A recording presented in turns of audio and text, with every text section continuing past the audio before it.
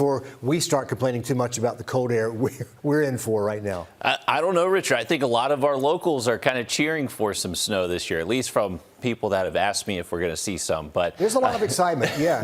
There absolutely is. And sure. Maybe we could see some, but I would say it's a little too early for us to see any snowflakes just yet. That would definitely be some record-setting snow for us. But you can see that the system that brought them snow, that's what's going to bring us our winter chill over the next couple of days. So our average temperatures, or our temperatures over the next couple of days, will look like the averages we usually see in the month of January. So a very impressive cold front tracking across the eastern U.S. now. And this is a look at some of the changes we're going to notice over the next few days. So Wednesday, it is going to be cold. We're going to stay dry. It's also going to be breezy. So that's going to create a fire hazard across the area. If you can not burn outside, that's going to be ideal, because any fire that just briefly gets out of control can quickly become a dangerous situation. So try to avoid any burning tomorrow.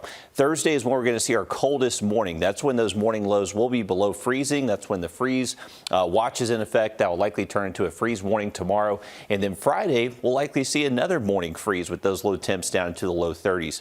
Here's a look at how our Wednesday is shaping up. So the first part of the day, we're going to be in the 40s and 30s, at least until around lunchtime. We'll eventually work our way into the 50s as we head later into tomorrow afternoon. But generally sunny skies, but it is going to be pretty gusty day with winds gusting close to 20 miles an hour at times.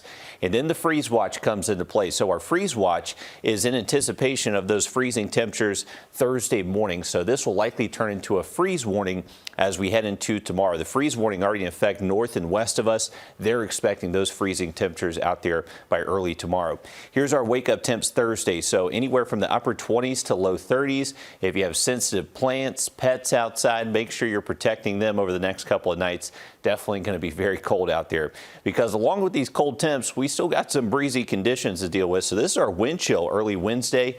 Feeling like anywhere from the upper 20s to mid 30s across the region. We'll stay feeling like the 30s and 40s through most of the day before we do finally hit those highs in the 50s tomorrow afternoon.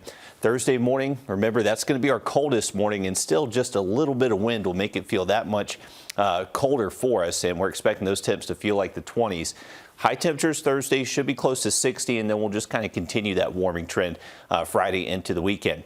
Now, leaves are starting to fall across the area, and I imagine we see a lot more leaves Wednesday once those winds do start to pick up out of the north. So you got good raking weather out there. We're expecting pretty dry conditions all the way through this weekend, and the winds do finally calm down Thursday into Friday, and that's when temperatures do start to get a little bit warmer for us.